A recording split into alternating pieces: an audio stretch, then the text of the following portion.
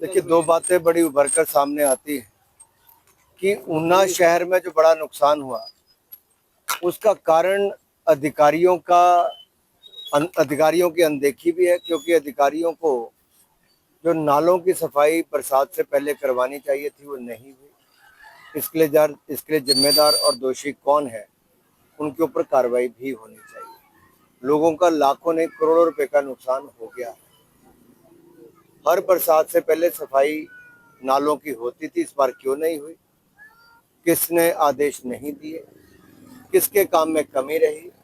उन अधिकारियों को चिन्हित करके उनके खिलाफ कार्रवाई होनी चाहिए। दूसरा, रामपुर पुल जहां पर हम खड़े हैं, लगभग 2 वर्ष बीत गए। 13 साथ लगते गांव इससे पूरी तरह, जो बड़ी आबादी है उससे परेशान है, क्योंकि यहाँ एक पक्का स्थायी पुल बनना चाहिए। माननीय सतपाल सिंह सत्ती जी, जो हमारे यहाँ के लोकप्रिय विधायक हैं, उन्होंने इस मांग को पहले भी उठाया है और मेरी माननीय मुख्यमंत्री जी से आग्रह है कि इतने ज्यादा गांव की यहाँ पर अनदेखी ना हो, जल्द से जल्द यहाँ पर पक्का पुल बने। और रामपुर पुल अब ये केवल लोहे का टेम्परेरी पुल नहीं, एक स्थायी पक्का पुल यहाँ के लिए चाहिए। अनुराग जी, देखा जाए तो ऊना जिला के ऐसे कई पुल है जिनकी नींवें कमजोर हो चुकी है। क्या वजह मानते हैं कि लोग कह रहे हैं कि अवैध खनन इसकी एक बड़ी वजह माना जा रहा है? देखिए, मुझे लगता है प्रशासन पूरी तरह सोया हुआ है। कहीं ना कहीं राजनीतिक संरक्षण भी उनको है। नहीं तो ऐसा कैसे हो सकता है कि दिशा कमेटी की मीटिंग हो, विधायक पूर्व विधायक हो, चुने हुए प्रतिनिधि हो, और बहुत लंबा समय अवैध खनन पर चर्चा पर गया।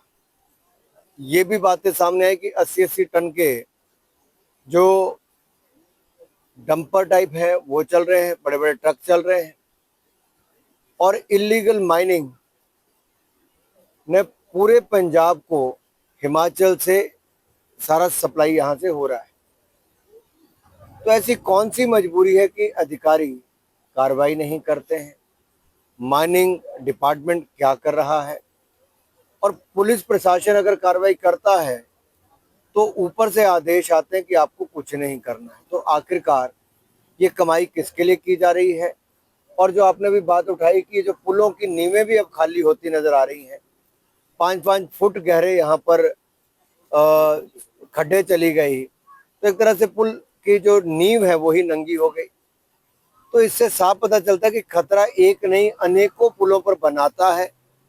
और ये तो बरसात हुई तो आपको थोड़ा बहुत यहाँ तक भरा हुआ दिख रहा है, तो बरसात के पहले के आप 2 महीने पुराने इसके वीडियो निकाल कर देखिए, ये 5-5, 6-6 फुट तक इसके नीचे तक नजर ही कुछ नहीं आता। तो खनन माफिया हिमाचल प्रदेश में कितना हावी है और सरकार कितनी कमजोर है। नींवें केवल पुलों की नहीं कमजोर हुई, सरकार की नींव भी अवैध खनन ने कमजोर कर दी। Sir, Rahul Gandhi election commission और केंद्र सरकार पर निशाना साध रहे हैं। मैं इतना ही कहूंगा, जिनके परिवार और पार्टी का पुराना इतिहास इलेक्शन कमीशन पर ही कब्जा करने का हो। नवीन चावला का नियुक्ति सोनिया गांधी करती है, जबकि वो प्रधानमंत्री नहीं थी। और फिर जो बाकी पूर्व के इलेक्शन कमिश्नर रहे, रमा देवी जी हो, TN सेशन जी हो, द्विवेदी जी हो, MS गिल जी हो, ये इलेक्शन कमिश्नर रहते हुए कांग्रेस को अपनी सेवाएं देते थे। और जब इनका समय पूरा होता था तो ये कांग्रेस पार्टी ज्वाइन करते थे, किसी को राज्यपाल बनाते थे, किसी को केंद्रीय मंत्री। और TN सेशन तो चुनाव कांग्रेस की टिकट पर लड़े और हारे भी। ये कांग्रेस ने बहुत पहले से इलेक्शन कमीशन पर कब्जा किया है।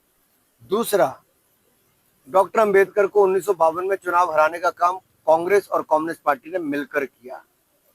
तो 74,333 मत अवैध कर दिए थे, जबकि 14,000 मतों के लगभग अंबेडकर जी चुनाव हारे। तो कांग्रेस ने तो पहले चुनाव से ही लोकतंत्र की हत्या कर दी और वोट चोरी करना शुरू कर दिया था, वोटों पे डाका डालना शुरू कर दिया था।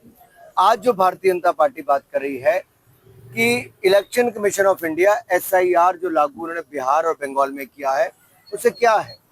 घुसपैठ जो वोट की हुई है, जो घुसपैठियों की वोट है, उसको वोटर लिस्ट से बाहर निकाला जाए। अगर एक नाम से, मान लो मोहम्मद कैफ खान के नाम से 3 वोट बने, तो 3 कैसे हो सकते? भाई एक ही पिता एक ही नाम, लेकिन वोट 3। भाई एक व्यक्ति एक ही वोट होगा, एक पोलिंग बूथ पे एक व्यक्ति के 3 वोट कैसे हो सकते हैं?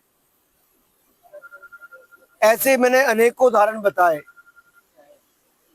और ये सब जब इसकी सफाई होने की बात आती है तो कांग्रेस को लगता है और लालू यादव को लगता है कि इनके घुसपैठियों की वोट बैंक पर अब कार्रवाई होनी शुरू हो गई। तो बिहार चुनाव में अपनी हार को देखते हुए पहले ही ईवीएम पर पहले ठीकरा फोड़ते थे, अब इलेक्शन कमीशन पर प्रश्न चिन्ह खड़े करने शुरू कर दिए।